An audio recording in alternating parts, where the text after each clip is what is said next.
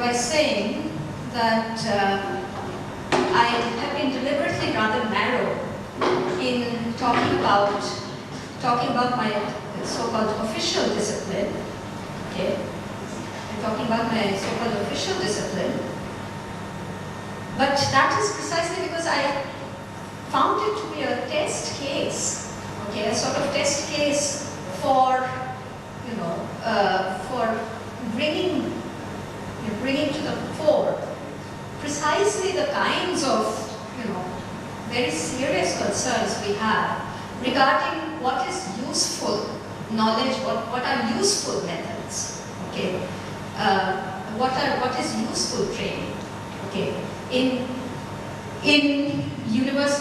our university context, particularly with reference to training in disciplines that have traditionally come to be clubbed under the humanities. And this is something that continues to concern me very deeply. And it's something that some of you may be a bit surprised by, okay?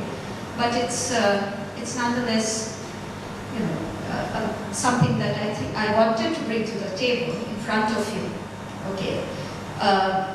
As a sort of case study, okay, of how a discipline can come under different poles in terms of this whole, specious argument of usefulness in higher education. Thank you. Thank you very much. The poet, French poet Stephen Mallarmé once said that throw the dice will never abolish chance.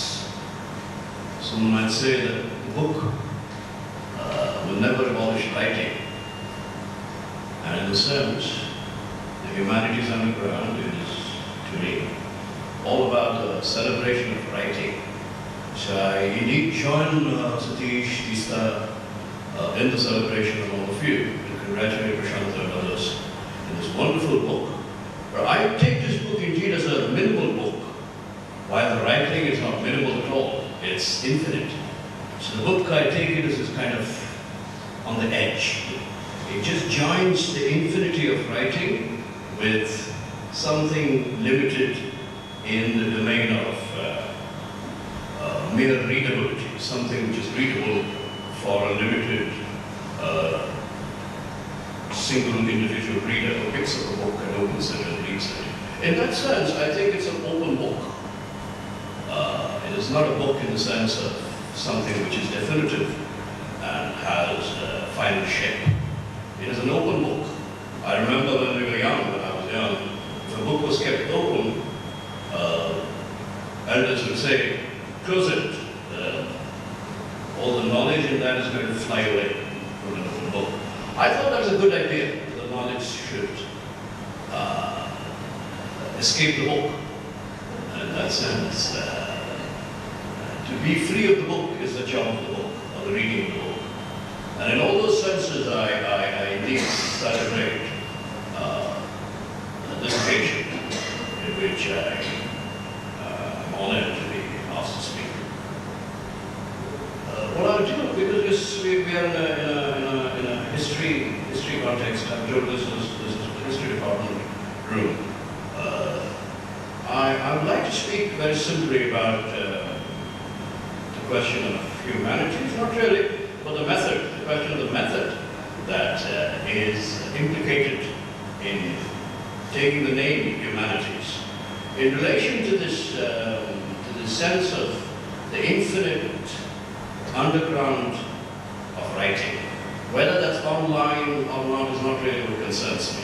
Of course, the specific technology is very important and it's fascinating as a thing to look at. Nevertheless, I think there's something deeper and simpler in the infinity of writing, which is always underground. And in that sense, I take humanities underground as something which exists in a particular form, which is the blog or the website. But in terms of its virtuality, it is more than the virtual world, which is identified with the computer. In that sense, I want to speak about the name humanities, which is interestingly always in the plural. while when we say the singular humanity, then immediately it becomes an anthropological or almost an ontological, metaphysical category. But when we say humanities, it seems to both serve in the singular and the plural. The singular as if it's one thing, and plural as in all the humanities that we identify, of which of course we can have debates whether the social sciences can be taken as the same as humanities, or whether there is a fundamental line of division between humanities and social science. All those things can happen, but it still is taken as if humanities is some sort of a it's a tight embrace, a collective embrace, while humanity is a generic idea. But I don't think the two are disconnected, as the great philosopher Heidegger would teach us. But I don't want to get into philosophy today. I want to just schematize this a bit for my own clarification, a bit historically. So what I think is that in the European context, at least, in the European corridors of knowledge, in the 1960s, during the period which is more or less called structuralist, in the structuralist period, there was something like an anti-humanism which became the leading philosophical front for a demystification, even dismantling of the great projects of the Humanities Encyclopedia of the 18th and 19th centuries, when, for instance, if you remember, in the 18th century, the French philosophies, P-H-I-L-O-S-O-P-H-E-S, not philosophies, but philosophies, the philosophers who wanted to make an encyclopedia of all the human knowledges of the world. Everything that was invented or constituted by the human being as knowledge, they wanted to put in an encyclopedia, or in the idea of an encyclopedia.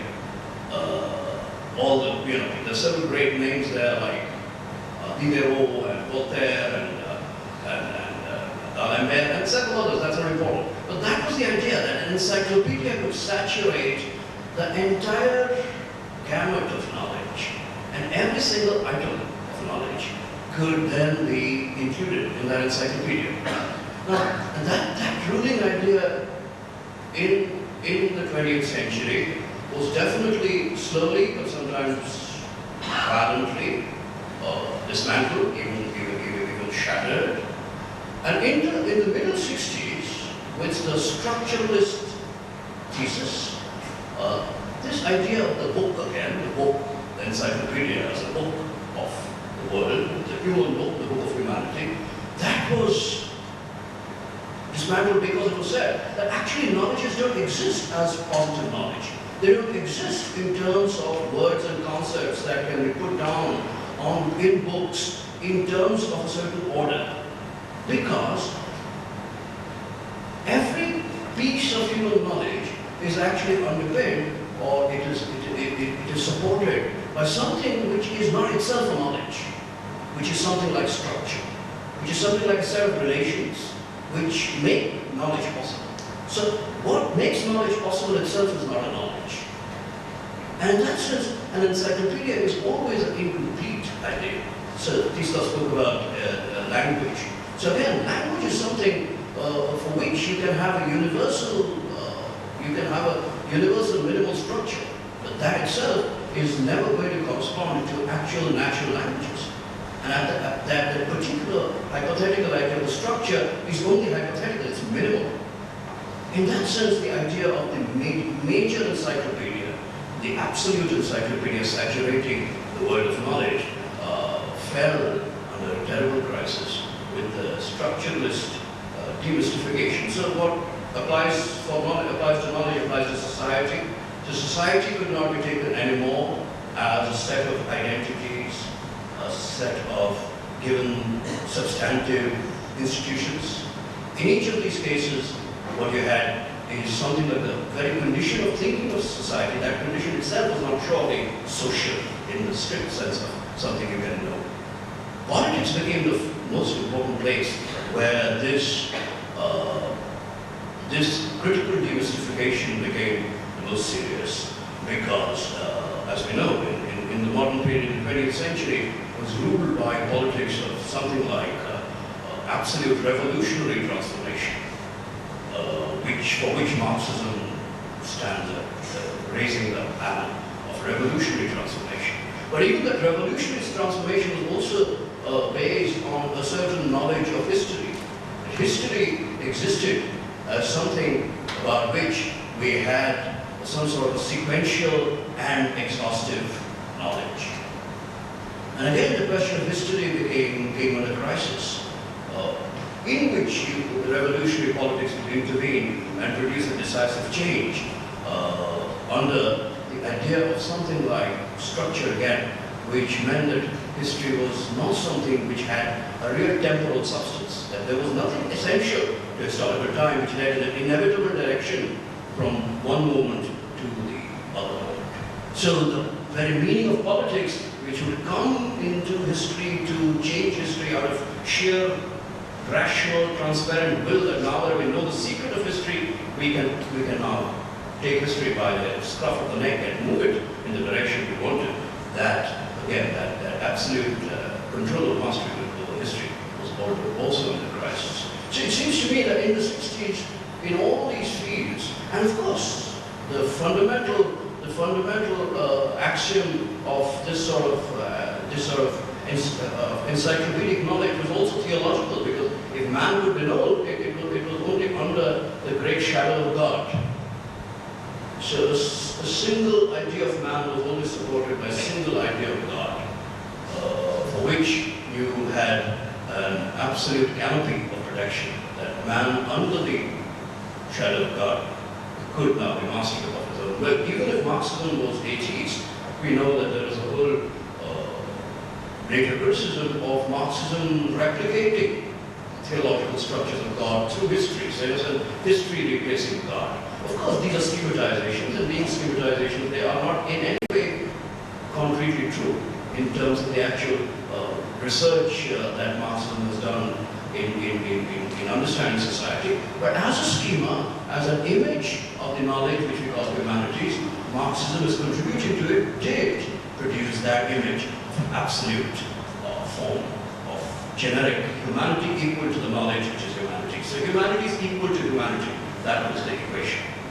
Now it seems to me very quickly that what happened in the wake of that criticism was that, and this of course corresponds to actual historical changes that take place all over the world, which we know about in the 70s and onwards to the 80s, is that something like what could be called broadly a minoritarian thinking took shape.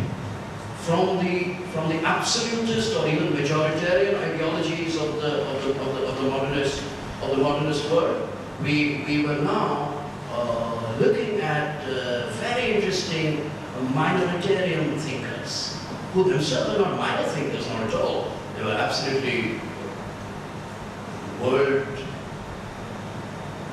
They were thinkers who changed the shape of knowledge and presumptions of knowledge. So they were thinking of what some of these thinkers would call becoming other than what you were presumed to be in your absolute identity. So if my absolute identity is religious, then what is the possibility of becoming other than my absolute religious identity? If my absolute identity is that of a political revolutionary, then what is the possibility of thinking of the becoming of something other than my political revolutionary identity? If my absolute identity is that of a gender identity, like the sense of a patriarchal subject, a man, then what is the possibility of becoming other than man? And how far can you push this to be what would be called becoming other, which is also the great philosopher Gilles Deleuze would also call this becoming minor. Because it meant something to say minor, because clearly these other terms, the other than man, the other which is woman, or anything which is not man, the other than majoritarian revolutionary, which is other than religious, each of these are minor compared to the major term. they're already dominated.